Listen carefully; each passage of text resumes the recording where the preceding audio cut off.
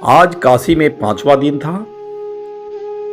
मैं प्रातः बहुत चिंतन मनन करने के बाद मुझे इस 2 दिन में जो घटनाएं मेरे साथ घट रही है, इस पर मैं विचार कर रहा हूं कि आखिर इसका कारण क्या है। आज मैं शाम में ही आकर उस एकांत घाट पर बैठ गया जहां 2 दिन से हमें बहुत सारा ज्ञान प्राप्त हो रहा है।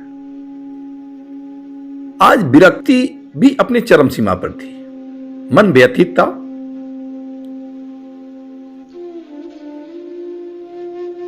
कुछ समझ नहीं आ रहा था कि क्या करूं। ये सब मुलाकात होने के बाद भी स्पष्ट नहीं हो रहा था कि आखिर हमें आगे क्या करना है।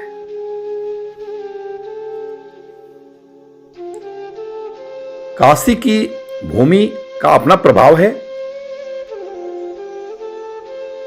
मैं चिंतन कर रहा था कि प्रथम काशी यात्रा मेरा जब हुआ था तो बड़ा विचित्र, बड़ा अद्भुत कुछ ऐसी दिव्य घटनाएं घटी थी जिसके कारण मैं काशी प्रथम बार आया था। अब मैं आपको ले चलता हूं जब मैं अपने गुरु अवधूत गुरु देव के सानिध्य में लगभग 1.5 करोड़ मंत्र का जाप कर लिया था महाकाली का, तो मेरे शरीर में कुछ ऐसी क्रियाएं होने लगी थी जो मैं भयभीत भी हो रहा था और कुछ समझ भी नहीं पा रहा था। मेरी स्वास्थ्य दिन प्रतिदिन गिरने लगी थी। एकाध दिन में कुछ न कुछ तो रोग मेरे शरीर में उत्पन्न हो ही जाते थे, और रोग भी छोटा मोटा नहीं, लगता था जैसे कोई सीरियस। कभी डिसेंट्री हो जाना, कभी फीवर हो जाना, कभी बेचैनी हो जाना, कभी वोमिटिंग होने लगना बार बार, कभी शरीर में जान नहीं, और शरीर में कभी कभी करंट निकलने लगा। जैसे किसी का स्पर्श करने के बाद उसको करंट लगता था। मैं दरवाजा छू दूं, मैं कोई चीज छू दूं, उसमें करंट लगते थे। मैं परेशान हो गया था।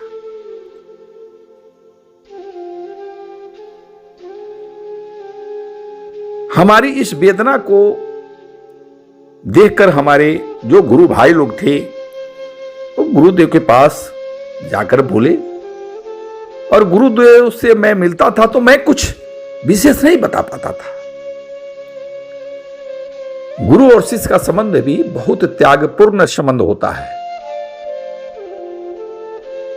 गुरु शिष्य की सारी वेदनाएं, सारी क्रियाएं, अंदर बाहर सब कुछ जानते ही हैं। अगर सिद्ध गुरु होंगे तो वो जानते ही हैं।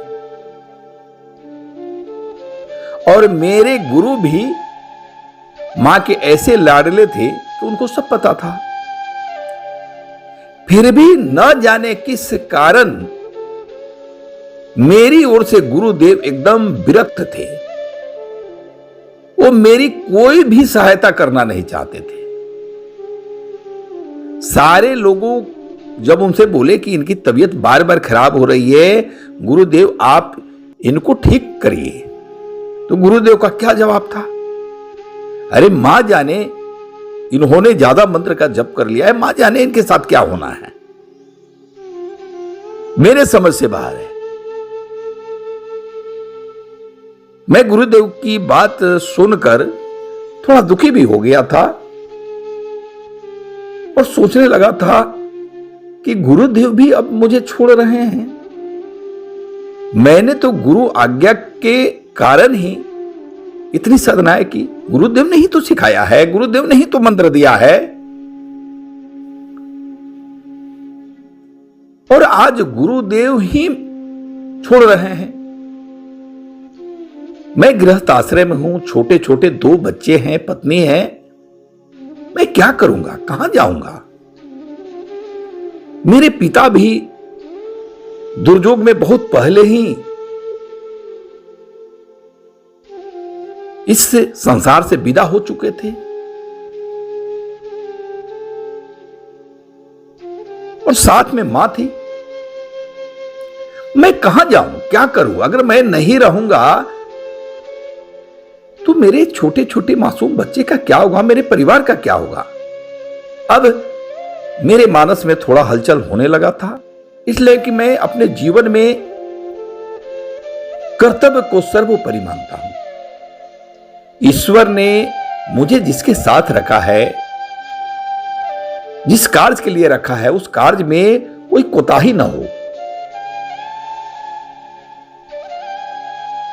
मैं पुरुष हूं, मैं अपने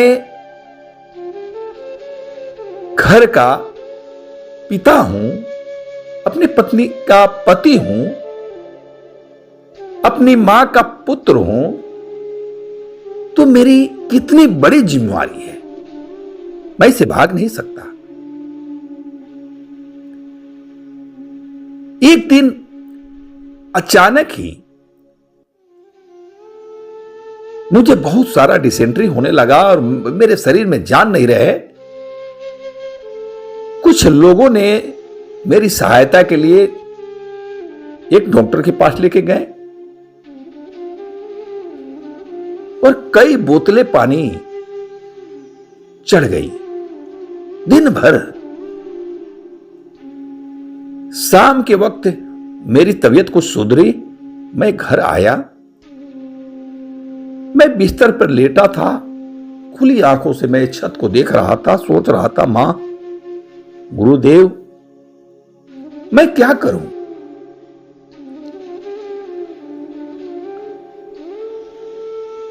अभी मेरा चिंतन चल ही रहा था, तब तक देखता हूं कि उस कमरे में, मेरे कमरे में एक व्यक्ति प्रवेश करता है। एक दुबला पतला लंबा सा कुछ विचित्र वेशभूषा में एक व्यक्ति प्रवेश करता है और मुझे बोलता है कि चलिए, अब आपका कार्य समाप्त है, अब आपको चलना पड़ेगा। मैंने कहा कि कहां, मैं क्यों जाऊंगा? तब तक देखता हूं कि 11-12 वर्ष की अवस्था में जो शिव का स्वरूप होना चाहिए, वो कमरे में प्रवेश करके मेरे पलंग पर आके बैठ जाते हैं। मैं उन्हें देखकर उठा। मैं भाव विवल था। एक तो मेरी तबीयत पहले से खराब थी, मेरे शरीर में थरथराहट होने लगी थी और वो व्यक्ति मेरे देखते देखते गायब हो गया। अब जो बालक रूपी जो शिव थे, मेरे आंखों से आंसू गिर रहे हैं और वो मेरा हाथ पकड़ के बोलते हैं कि पुत्र, मत रो, तुम एक काम करो, तुम अभी के अभी काशी के लिए प्रस्थान करो। काशी जाना जरूरी है तुम्हारे लिए और तुमको कुछ भी चिंता करने की जरूरत नहीं है। अभी के अभी काशी का यात्रा करो। और उसके बाद वो अंतर्ध्यान हो गए। मैं अवाक, अचंभित। मैं तुरंत भीतर से उतरा और अपने पत्नी को बोला कि मुझे काशी जाना है और मैं काशी कल जाऊंगा। पत्नी ने कहा कि ठीक है। तो मैंने पत्नी से सारी बात शेयर की और हमारे एक मित्र थे जो हमारे ही जिला में पुलिस मुख्यालय में पद स्थापित थे। मैं बेस फोन से उनको फोन किया, उनके घर पर फोन किया रात्रि में और मैंने कहा कि कल जो है आप छुट्टी लेके मेरे साथ आपको काशी चलना है, कोई तो मेरे साथ चलना चाहिए। अजीज मित्र थे, बहुत सीधे साधे व्यक्तित्व। तो उन्होंने कहा कि नहीं नहीं, मैं चल तो सकता हूं लेकिन मुझे छुट्टी नहीं मिलेगी। साहब जो थोड़ा कड़क हैं और छुट्टी देते नहीं है लोगों को। हमने अच्छे आप एक बार कोशिश तो कीजिए, अगर नहीं देंगे तो कोई बात नहीं है, आप मत चलिएगा, लेकिन आप जरा प्रयास करिए। और वो दिन में ऑफिस जाते हैं, दरखास्त लिखते हैं और एसपी साहब के पास जाते हैं और वो डपट के उनको बोलते हैं कि नहीं नहीं छुट्टी नहीं मिलेगी। वो वापस होते हैं तो एसपी साहब उनको बुलाते हैं और कहते हैं कि सही सही बताओ, तुमको काशी किस काम से जाना है। वो भी बेचारे सीधे साधे पूरी की पूरी बात बता दिए कि हमारे एक मित्र है, उनका स्वास्थ्य खराब है, उनको दिखाने जाना है और वो बहुत प्रेशर कर रहे हैं कि हम साथ जाएं। उन्होंने 5 दिन की छुट्टी, दैव जो भगवान शिव की ऐसी कृपा रही कि 5 दिन की छुट्टी उनको मिल गई। वो बड़ा खुश होके वहां से फोन किए हमारे बेस फोन पर और बोले कि हमें छुट्टी मिल गई, बड़ा अद्भुत बात है, साहब ने हमें छुट्टी दे दी। और यहां से मुजफ्फरपुर गए और वहां से फिर हम सुबह का ट्रेन पकड़े और शाम तक बनारस पहुंच गए। काशी की धरा पर जाने के बाद मुझे लगा कि मैं कहां गया हूं, मेरा बहुत पुराना रिश्ता है, ये जगह मैं जानता हूं, पहचानता हूं, ये मेरा घर जैसा है। बेचैनी छा गई, लगता था मैं कहां जाऊं, ये तो मैं देखा हूं, ये जगह मेरा देखा हुआ है। रोमांच, प्रफुल्लित, प्रसन्नता। और थोड़ा मौसम खराब था। हम लोग आए, एक होटल में रुके और वहां से हम मणिकर्णिका घाट पर चले गए और यही प्रोग्राम हुआ कि कल हम लोग भगवान शिव का दर्शन करेंगे, विश्वनाथ जी का। और आज थोड़ा सा मणिकर्णिका की कहानी हम किताबों में पढ़े थे, सुनते आए थे, बहुत सारी किताब हमने पढ़ा था। तो मणिकर्णिका के घाट पर आके जब हम लोग बैठे तो बूंदाबांदी हो रहा था। तो हम सब सीढ़ी पर बैठ गए दोनों और काफी चहल पहल थी। तो आनंद तो क्या कहें कि उस समय तो ऐसा आनंद आ रहा था कि लग रहा था कि जैसे कोई बीमारी ही नहीं है शरीर में। मैं प्रसन्न था और लगा कि मैं ऐसा अद्भुत, इस पृथ्वी पर ऐसा कोई जगह है जहां मैं आ गया हूं। तब तक मैं देखता हूं कि गंगा के किनारे से एक वृद्ध महिला ऊपर आती है और बोलती है कि हमें 50 रुपया दो। उस समय 50 रुपया का बहुत बड़ा कीमत होता था, 50 रुपया बहुत बड़ी रकम होती थी। तो मैंने कहा कि माता जी, फिर मुझे क्या लगा, मैंने उन्हें 50 रुपया निकाला और मैंने उन्हें 50 रुपया दिया। तो मुस्कुराते हुए बोली कि लो, ये पेपर है, इसे तुम अपने पास रखो, लेकिन इसे खोलना मत, पढ़ना मत, देखना मत। कल जब तुम मंदिर के प्रांगण में जाओगे तो इसको पढ़ना। मैं अवाक कि ये काशी में कौन महिला, ये हमको क्या देकर गई, 50 रुपया लेकर, या क्या हमारे साथ कुछ गलत तो कुछ नहीं देकर चली गई। अरे ऐसे ही तो मैंने 50 रुपया दे ही दिया था ना। इंसान हूं और हर इंसान को बहुत कुछ इधर उधर का भी समझ में आने लगता है। हम लोगों के अंदर भी वही चीज है। तो मैं समझ रहा था कि कुछ शायद गलत हो गया, लेकिन फिर भी मन में यह हलचल था कि काशी की धरा है और यहां मैं आया हूं और मैंने उस शिव रूपी बटुक भगवान के कहने पर आया हूं, तो कुछ तो अच्छा होगा। हम लोग आए, होटल में रुके और प्रातः काल हम लोग चले दर्शन करने के लिए। जब हम गेट पर पहुंचते हैं तो काफी पंडा लोग थे, वो लोग बोल रहे थे कि भाई हम दर्शन करा देंगे, हम दर्शन करा देंगे। हमारे मित्र ने कहा हम तो कभी आए ही नहीं थे, हमारे मित्र पहले भी आए हुए थे। हमारे मित्र ने कहा कि नहीं नहीं, हम लोग जाएंगे, सीधे सिस्टम में जाएंगे, लाइन से जाएंगे और दर्शन करेंगे। लेकिन एक लंबा सा 6 फीट से ऊपर का गौर एक शरीर के व्यक्ति वो बार बार हमको बोल रहे थे कि आप मेरे साथ चलिए, आप पैसे मत दीजिएगा हमको, मैं बहुत अच्छे ढंग से आपको दर्शन कराऊंगा, आपसे मैं पैसे नहीं मांग रहा हूं, आप जो दे देंगे वो स्वीकार है। मुझे कुछ अजीब लगा उनके चेहरे की ओर देखकर, कुछ उसमें प्रेम का स्पंदन, कुछ ममत्व, कुछ करुणा, कुछ ऐसा भाव था कि मैं प्रभावित था। मैंने अपने मित्र को कहा कि इनके साथ ही चलते हैं। अरे बोल ही तो रहे हैं कि भाई कुछ भी आप नहीं दीजिएगा तो भी होगा, जो इच्छा होगा दीजिएगा। और हम लोग उनके साथ चले गए। वो कितने जल्दी हम लोग को गली से लेकर गए और सीधे कैंपस में जब हम लोग पहुंचते हैं तो हमने उनसे कहा कि क्या मैं रुद्राभिषेक कर सकता हूं?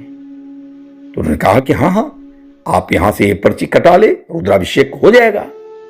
हम लोग पर्ची कटाएं, सारा सामग्री की व्यवस्था हुई और अभिषेक का जो पाठ होता है वह उस प्रांगण में हुआ। और अंत में जो है उनके साथ हम लोग अंदर जाते हैं और भगवान शिव का जब अभिषेक होने लगा और जैसे हमने अपने दाएं हाथ का स्पर्श भगवान शिव के लिंग से किया, स्वरूप से किया, मेरा अपना होश नहीं रहा, मैं कहीं खो गया और मेरे शरीर से लगा कि जैसे अग्नि तत्व निकल के बाहर जा रही है, बाहर जा रही है। मेरे मित्र वो बेचैन हो गए, लग रहा था कि जैसे कोई गर्मी मेरे शरीर से निकल रही है, कोई धार, कोई ताप, कोई अग्नि। और मुझे होश नहीं है, मुझे एक आनंद है। मुझे लग रहा है कि मैं इस जगत में कहीं ऐसे विशेष जगह हूं जहां सिर्फ आनंद ही आनंद है, परम आनंद है। और जब किसी के झकझोरने पर मेरी चेतना वापस लौटी, मैं जब होश में आया, मेरी आंखों से आंसू गिर रहे थे। और वो खड़े थे, जो लेके गए हुए थे वो खड़े थे। उसके बाद उन्होंने कहा कि आप अच्छे से फिर दर्शन कर लीजिए, स्पर्श कर लीजिए और चलिए बाहर। फिर हम जो है सो उनको भगवान शिव को स्पर्श करके सहला रहे हैं। लग रहा है कि अब छोड़े नहीं, ये सरकार मिल गए हैं। कुछ मन में बहुत प्रसन्नता थी। और जब बाहर आते हैं तो देखते हैं कि वो जो गौरवन, जो 6 फीट से ऊपर के व्यक्ति जो हम लोग को लेकर गए थे, उनका कहीं नामो निशान नहीं है। मैं खोजने लगा, दौड़ने लगा, पूरा कैंपस देखने लगा कि मैंने उनको कुछ दिया नहीं दक्षिणा, वो कहां है। और वो उस समय भी नहीं मिले और आज तक नहीं मिले। लेकिन बाद में मुझे समझ में आ गया था, पता चल गया था कि वो दिव्य जो थे वो हमें दर्शन कराने के लिए ही वहां आए हुए थे। और उस कैंपस में जब मैंने उस कागज को खोला तो उसमें एक दिव्य मंत्र भगवान शिव का था और नीचे लिखा गया था कि इसी प्रांगण में इस मंत्र का जितना जप हो सके कर लेना और जीवन भर इस मंत्र को अपने जीवन में उतारना है। और विश्वास नहीं कीजिएगा, उसके बाद कहां गए मेरे रोग, कहां गए मेरे बहुत सारी व्याधियां। धीरे धीरे मैं नॉर्मल हो गया, मेरी साधना निरंतर बढ़ने लगी। और काशी में 2 दिन में काशी में हम लोग इतना आनंदित रहे, बार बार दर्शन का सौभाग्य मिला। काल भैरव, संकट मोचन, गौरी केदार, बहुत सारे जगह हम लोग घूमे, दर्शन किए। और मुझे लगा कि काशी से मेरा जन्म जन्म का नाता है। तो प्रथम यात्रा भगवान शिव का काशी में ऐसा हुआ, यही चिंतन धारा मेरी चल रही थी। मैं क्या बोलूं, मेरे पास शब्द नहीं है। मेरे जीवन बदलने का सबसे बड़ा कारण। जय मां।